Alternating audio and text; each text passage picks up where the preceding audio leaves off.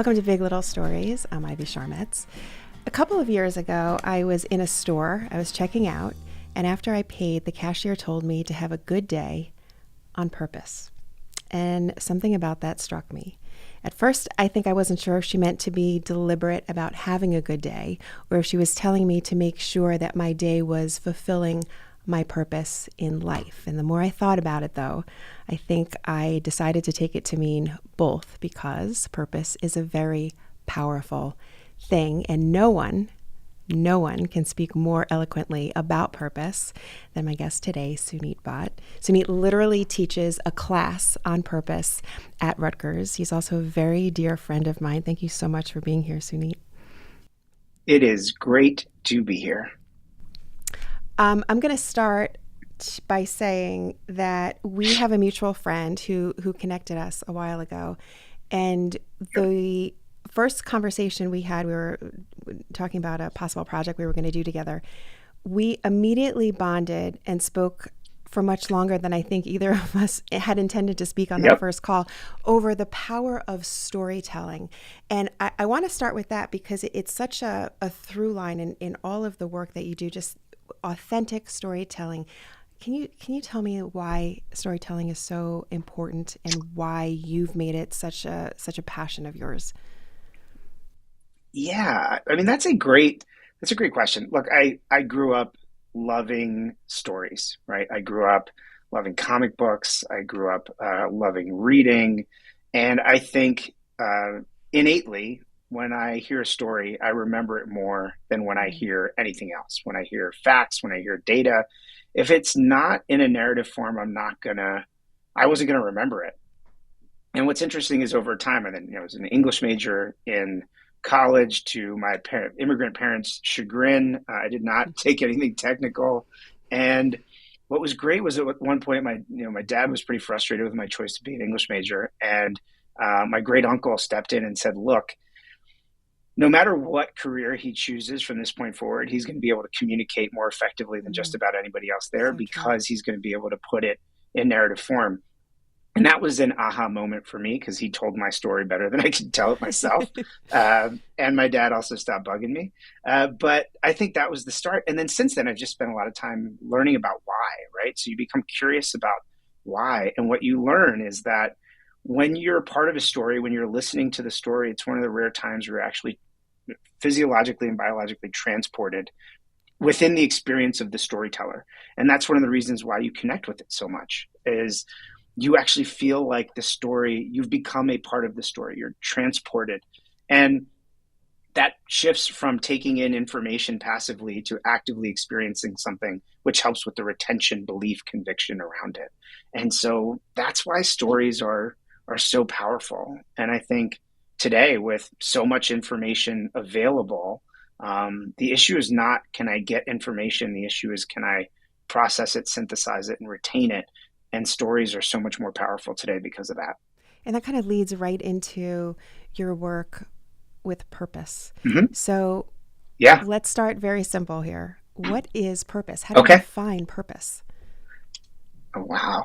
What you were really playing to my favorite questions. Um, Look, how do I define purpose?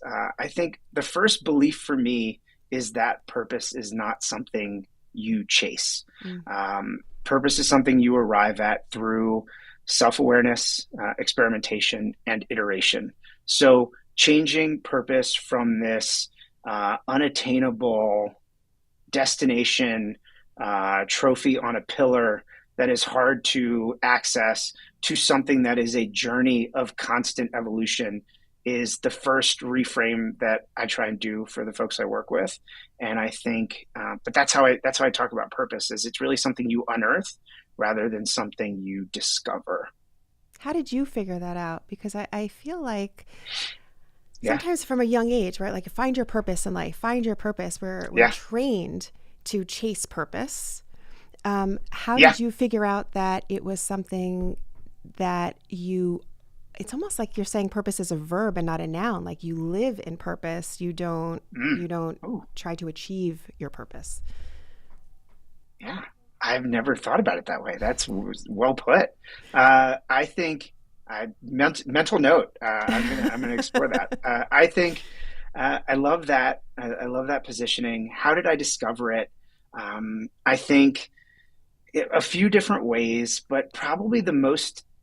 It really became clear for me. The last team I ran was 1,100 people, so I had 1,100 people reporting to me, and this was during the pandemic, so I couldn't connect with them in person. They were distributed around the world, and what I was struggling to help them find was their motivation for work.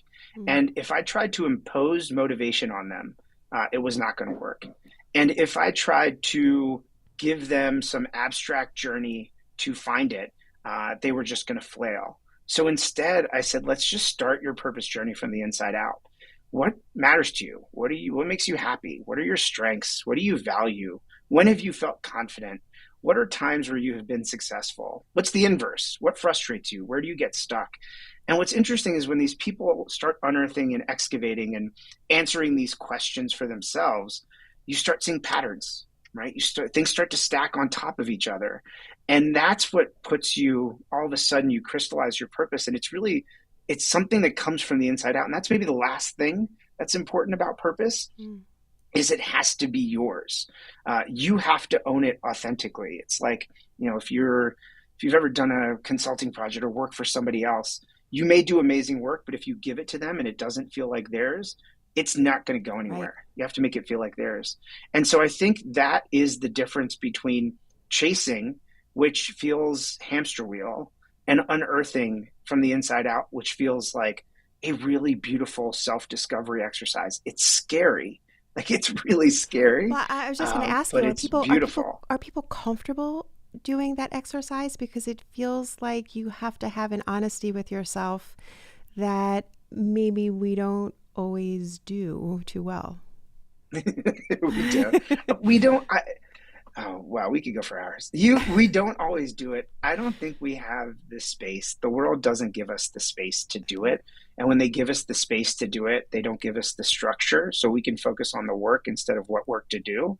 And so I think people do. And the way you take some of that anxiety away, and I've had to do this with students and folks I coach and teams I've worked with, is I just say take it as far as you want to go. So if there's something you want to touch, there's some deep trauma that you have, don't do that.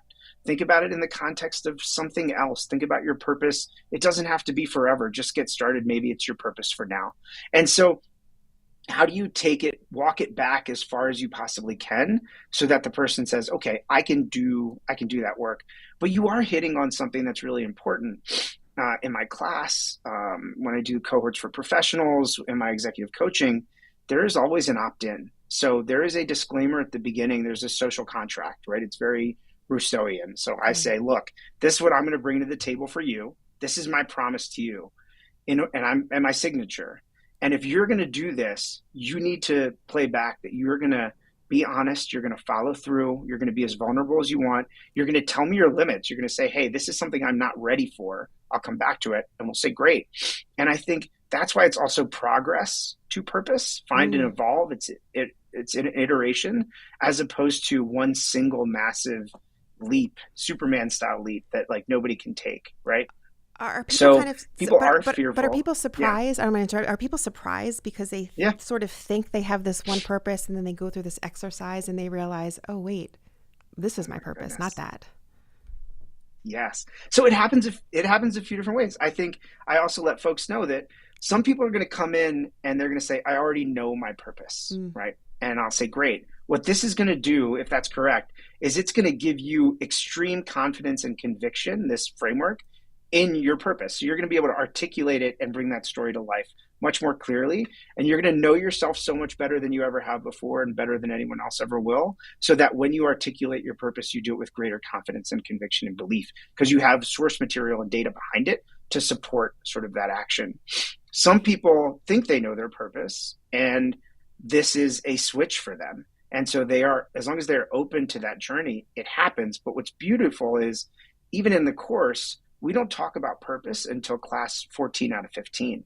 We just do the discovery and self-reflection and deep personal work first so that they arrive at this purpose authentically. They start to see the patterns for themselves. And I have had people take major career shifts, major switches. I just did a workshop. I'm here in Denver, so this is a wonderful hotel room. I'm in Denver. I just did a workshop yesterday for 150 or so people, and I had several people in one 60-minute session come up to me and say, "Oh my goodness, you just helped me. Or you gave me space and facilitated me getting to a place that means I have a very different career that I need to pursue from now on. Wow. And now I know that I'm going to start taking those steps." Wow. And it was beautiful. It was beautiful. And that was just 60 minutes of space. And so this goes back, Ivy, to your question about why don't people chase it? Because chase is frenetic and disorganized, and it's the wrong kind of energy. It's blind pursuit. If you step back and unearth the stuff that's meaningful to you, you'll get there. And I think that requires us giving people space, right? Space and grace, as my little pen says.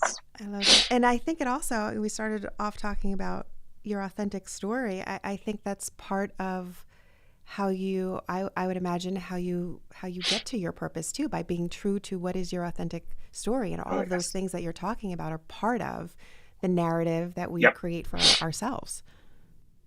Yeah, it's true. It starts with, the harshest stories we tell are the ones we tell ourselves. And I think that's one of the toughest things to see as you watch people work through their story and work through their struggles and, where they're stuck. And so to that authentic story thing, the first thing I love doing with the folks that I'm friends with or work with or in any capacity is just help them tell nicer, more friendlier stories to themselves about themselves. It's so important. If you can do that and be kinder to yourself, you've created a better backdrop and setting for some of that fearful work that you're going to do. If you're anxious and you're telling yourself a really critical story, you're not going to be resilient when you unearth something new. You're going to stop, right?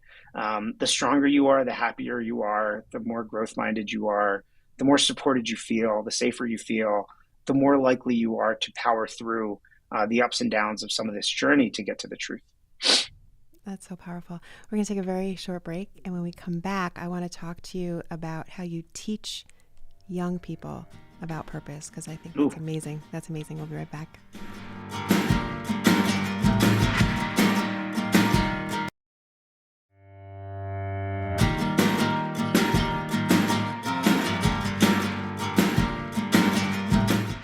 So when I was a student at Rutgers many years ago, I would have loved to take a class about purpose. You have to tell me, Professor, how did you create a class about purpose? And I mean, the response has been pretty incredible.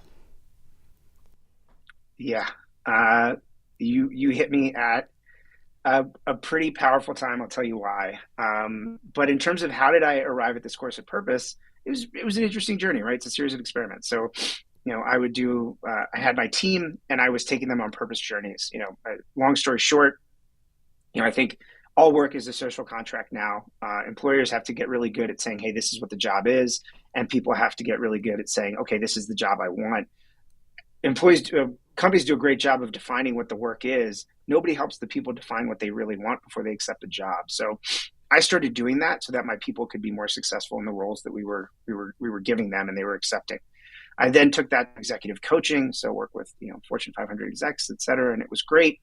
And the big thing that jumped out to me was, the oldest person I worked with was 67 years old, had sold 2 businesses, and was raising his hand and saying, Suneet, I don't think I know why I'm here. Wow. 2 super successful children. Like it was extraordinary. Wow. And he had a medical condition that forced him to sort of rethink.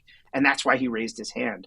And what leapt out to me was how much like happiness, joy, productivity, goodwill are we wasting in the world by waiting until somebody gets to be 40, 45, 50 and raise their hand and say, I don't know my purpose. Wow. What happens if we start teaching people this when they're 17 and 18? So I wrote a 1-pager. I pitched it to Duke, one of my alma maters, and I pitched it to Rutgers. And a lot of people just didn't get it. But the school management and labor relations, and three friends, Alfred Blake, Hazel Ann Johnson Marcus, and Ryan Greenbaum, who all work at Rutgers, saw the one pager and said, "You've got a class. Like just try this here." They saw my framework, so that was the first part. Was like just take a swing at it. And then in terms of methodology, right? It is a lot of the stuff we just talked about. A lot of people say purpose can't be taught, and I think that's the most important thing. Is I'm not trying to teach. I'm trying to create space and facilitate your own journey and your discovery. And so the framework is we spend, it's 15 classes. We spend the first like 10 weeks doing nothing other than assessments. So you see what makes you happy. You see what makes you proud. You see what your strengths are. You see what your values are. You see what your dreams are. And you just start seeing yourself 8 or 9 different ways. And then you start seeing the patterns and the overlaps. And then we start lacing it together. So the first thing we do is give you a lot of rich objective material about yourself and let you engage with that. The second thing we do is we make space to start lacing it together.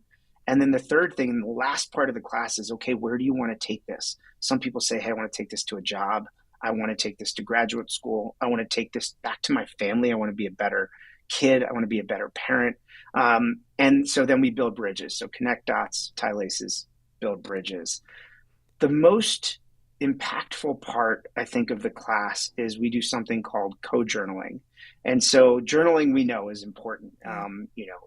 Writing, documenting, releasing, emptying that mental backpack and that burden that you carry, getting it down on paper so you see it objectively and can process it better is great. One of the challenges with this generation and most of us is anxiety is at an all-time high. And so if you just journal into a void, you can go to some pretty dark places. So what I commit to everybody I work with is I co-journal with them. And so they write, they share a document with me, and I journal alongside them. And my job, Ivy, we're sort of the same vintage, right? We've all been to like the fun house and the house of crazy mirrors. I tell everybody that I want to be the most generous, flattering, favorable mirror you have ever looked into. So when you exit the class, you feel like positive. And you love are, by the way, I'm going to stop you and work. say that you are not just like that in class. You are like that to everyone in your life, which is why you're such a treasure to everyone who knows you. And I've been to your class. I've been to your class. Yes. I've been a guest speaker in your class. And they I've been love honored you. to be a guest speaker. And I think the most amazing thing to me is these students are taking this work very seriously. And the consequence of taking it very seriously is it's changing their lives. And you even mentioned it's changing the paths that they thought they were on, which, I mean, to get an 18, 19, 20-year-old student to do that is pretty remarkable. It's hard work you said it's hard work for someone in their 60s to do, let alone someone who's, 19 trying to figure out what their purpose is in life. Yep. I mean, you've hit it, and you've been a guest speaker. You're coming back. I love it. And I think that's also important, which is the students. So we have 10 guest speakers out of 15 sessions. We end up having 10 or 11 guest speakers, and we really focus on, it's such a breadth and diversity of experiences. I've had former students come back and tell their story as well, and it's beautiful because then it's not about me. It's about them and their experience, and that's why it's even more important for me to bring in an objective third party to tell their story as well. And it's so powerful and it's so great. And I'll say 2 things. Even the journey, the best feedback I've ever gotten is the number of students who have said, you know what, professor, like I'm still working on my purpose. I'm like, great. You know where you are in your journey, but they say, I know I'm going to be okay. When someone tells you, hey, I know I'm going to be okay, what else are we here for than letting them know they're going to be okay? And the second thing that, I'm still processing is Rutgers released their strategic plan for 2024 to 2029. And their first goal and the first bullet point is actually committing to helping students find their purpose. And that to me was huge. Wow. Like our alma mater is going to care about their enrolled students this much. We are lucky. They are lucky. And we're doing something right. Our generation's getting something right. I remember when I was in school, when you're planning your life out, you're thinking about how am I going to be successful, right? How am I going to be valued in a way. How do you Mhm. sort of balance, or what is the difference between finding your purpose and finding value, or being valued, or being successful? Because I feel like, especially when you're in school and you're planning your career, you're kind of Yeah. thinking about all of those things. Yeah. So in terms of like impact and value versus purpose, I think for a lot of folks is the thing we focus on the most is just the first value you can create is a personal flywheel, which is Mm. give yourself sustainable energy and momentum. And that's what we do is we get people to talk about the stuff. Human beings are terrible at knowing what will make them happy. The reason is we rarely take time to remind ourselves what did make us happy. Hmm. And so when we do that, we become better predictors of success. So the first value we do is just get some momentum. And the second thing we talk about is footholds, which is about progress. Like it's 1%, it's atomic habits, it's all of those things, but we break it down in a way that students can grasp on it. So we just say, depending on where you are, just focus on the next right thing, the next best step you can take, and that's progress. Like, don't focus on the destination. Sometimes you just have to focus on taking the next step. And everybody's on a different place in their journey, even our students. So Yeah. for some of them, it is just getting unstuck, just getting off of that plateau. And for some of them, it is material and significant progress against the goal, an application, an interview, etc. So we have to individualize. We have to meet students where they are. We have to put them in position to celebrate whatever progress they're making. Does that kind of get to the Yeah, that's, question? I mean, that's perfect. And I'll say also that some of us who are lucky enough, this is why you are the person that we call when we need to talk something through. We're not sure what to do, because you are that guy. You are that guy. I could talk to you about this for hours. We like to end each interview with Yes. three big little questions. We do them kind of rapid fire. Are you up for it? Okay. Okay. Yep, I'm down. Let's All go. right. So the first one, and I am dying to hear your answer on this. First one is, how do you get yourself out of a bad mood? Ooh. How do I get myself out of a bad mood? I just think about something that makes me happy. I forgive myself for being in a bad mood. I think about something that I indulge myself. What is going to make me happy? And so, whether it's a Friendly's Reese's Peanut Butter Cup Sundae, it is time with my kids. It is just going to bed early. Any of those things I will do. If I'm in a bad mood, I will do the simplest thing, the most indulgent thing to make me just smile. Like that's it. It's I love really the simple. I love the first thing you said is you forgive yourself for being in a bad mood. Yeah, That's well, pretty. we gotta forgive That's ourselves. amazing. What is your second question? What is your go-to karaoke song? Oh, it is "Kiss" by Prince. Really? Oh That's a my good God, one. the greatest. This is the greatest song That's the ever. greatest. That's the greatest. And what Yeah, is one of your favorite spots in New Jersey? I know you love a lot of spots in New favorite Jersey. What's one spots of your in favorite? Yeah. favorite spots in New Jersey. It's a big spot, but I'm Yeah. gonna say my whole borough. I love Metuchen, Yeah. Metuchen, New Jersey. The vibe, the energy. Some friends and I just planned our first Porch Fest this past Oh, how weekend, cool. and it was amazing. And I just love our borough and all the dynamics and all the people in it.